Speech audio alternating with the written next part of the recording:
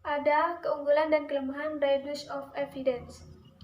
Salah satu keunggulan dari reduce of evidence adalah tidak ada batasan yang ditetapkan oleh kebijakan moneter yang dapat mempengaruhi kegiatan perekonomian.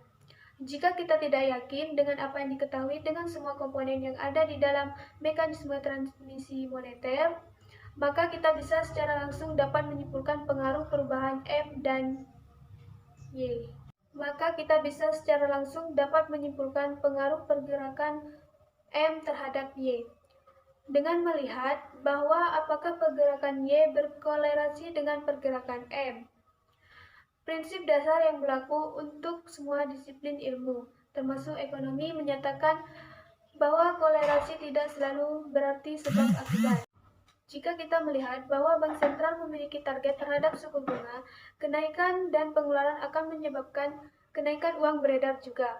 Jika kebanyakan kolerasi antara M dan Y terjadi ketika bank sentral menetapkan target suku bunganya, maka mengontrol jumlah uang yang beredar tidak akan membantu mengontrol pengeluaran agregat. Karena sebenarnya perubahan pergerakan Y akan menyebabkan perubahan pergerakan pada M.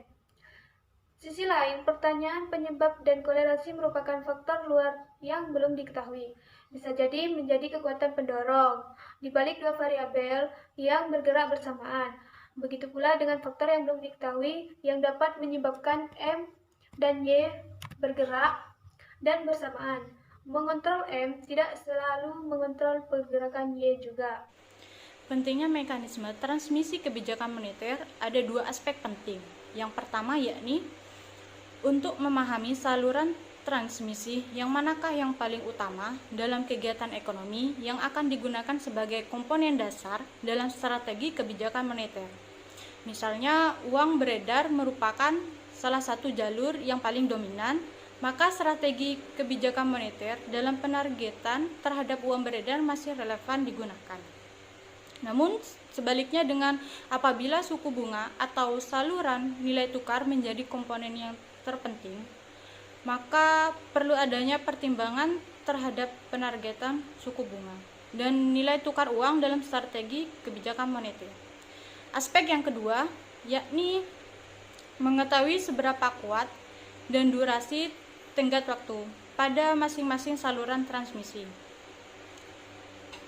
Pada saluran transmisi yang dapat bekerja baik dari ketika tindakan moneter yang dilakukan bank sentral ke perubahan pada masing-masing saluran maupun dari saluran transmisi hingga ke perubahan inflasi dan pertumbuhan ekonomi.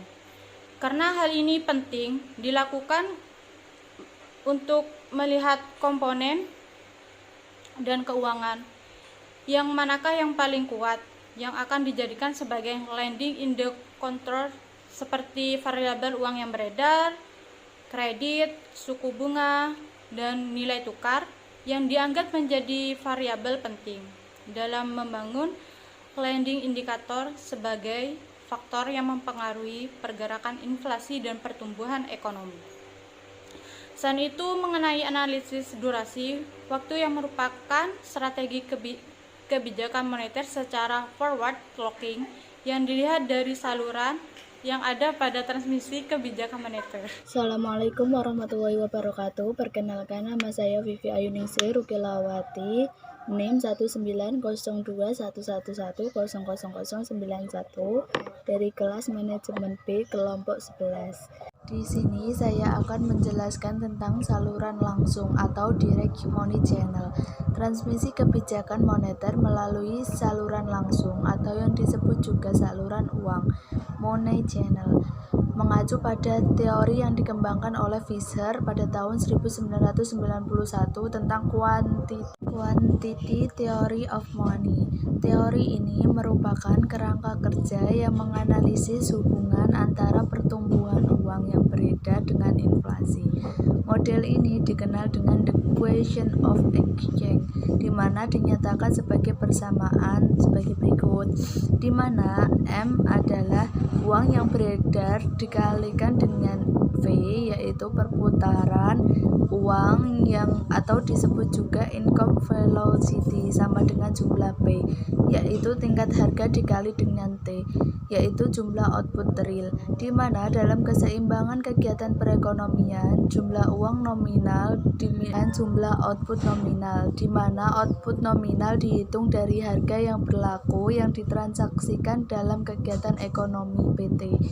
Teori kuantitas uang ini menjelaskan bahwa permintaan uang dalam masyarakat hanya dipergunakan sebagai alat transaksi, yang dijelaskan oleh Pohan 2008. Mekanisme saluran kebijakan moneter melalui saluran uang seperti yang dijelaskan pada tabel di atas adalah hasil dari proses perputaran uang dalam kegiatan ekonomi yang terdiri atas 2 tahapan. Pendapat dari Warjio tahun 2004. Tahapan pertama sendiri dilakukan oleh Bank Sentral yang melakukan operasi moneter untuk mengendalikan uang yang beredar di masyarakat M1 dan M2 melalui peraturan basic money atau uang primer MO sebagai sasaran moneter. Tahapan yang kedua yakni perbankan mengelola likuiditasnya dalam bentuk cadangan atau bank reserves yang digunakan sewaktu-waktu sebagai kegiatan utama perbankan, yakni pengkreditan dan penyaluran dana lainnya. Mekanisme transmisi kebijakan moneter saluran uang dimulai melalui tindakan bank sentral dalam mengendalikan uang primer dengan menyesuaikan sasaran akhir yang dicapai, yang kemudian uang primer tersebut melalui proses multiplier disebabkan pada jumlah uang beredar M1, M2 yang disesuaikan dengan permintaan dari masyarakat. Transmisi jalur uang ini bertujuan guna menyeimbangkan jumlah uang yang beredar money supply dengan permintaan uang demand of money, yang pada akhirnya jumlah uang beredar akan mempengaruhi kegiatan perekonomian, yakni inflasi serta output real. Selanjutnya, saya akan menjelaskan mekanisme transmisi kebijakan moneter saluran kredit. Seperti yang sudah dijelaskan pada mekanisme transmisi kebijakan moneter saluran langsung atau saluran uang yang mengandung anggapan bahwa semua dana yang disebar oleh perbankan pada masyarakat dalam bentuk uang yang beredar atau dalam bentuk M1 dan M2 yang digunakan sebagai alat transaksi pada sektor real melalui penyaluran kredit bank. Namun pada kenyataannya, anggapan ini tidak selalu benar adanya. Tidak hanya melalui dana yang tersedia, tetapi masyarakat juga melakukan permintaan terhadap kredit yang dikeluarkan oleh perbankan. Namun kenyataannya tidak seluruh permintaan kredit yang dilakukan oleh nasabah atau debitur dapat dipenuhi oleh perbankan. Menilai kondisi keuangan nasabah tersebut.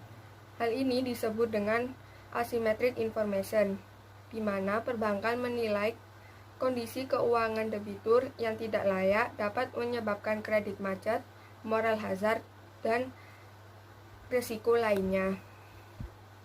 Adanya asymmetric information antara perbankan dan debitur ini menyebabkan ketidakseimbangan yang terjadi dalam pasar kredit. Melalui penjelasan ini dapat disimpulkan bahwa tidak seperti mekanisme transmisi pada saluran uang, namun melalui saluran kredit ini dapat disimpulkan bahwa tidak semua masyarakat menyimpan uang dalam uang beredar saja atau dalam bentuk M1 dan M2 oleh perbankan selalu disebarkan sebagai bentuk kredit juga. Kemudian, perkembangan kredit perbankan ini selanjutnya akan berpengaruh terhadap tingkat inflasi dan output pada sektor real yang terjadi dalam 2 proses tahapan, yaitu proses yang pertama adalah melihat bagaimana perkembangan investasi yang merupakan bagian dari pengaruh volume kredit bank serta pengaruh suku bunga kredit yang mana termasuk dalam bagian dari biaya modal. Dan proses yang kedua yaitu pengaruh volume kredit konsumsi perbankan terhadap konsumsi rumah tangga melalui efek pendapatan. Melalui pengaruh investasi dan konsumsi ini akan memunculkan dampak yang besar pada permintaan agregat yang pada akhirnya akan menentukan tingkat inflasi serta output pada aktivitas perekonomian.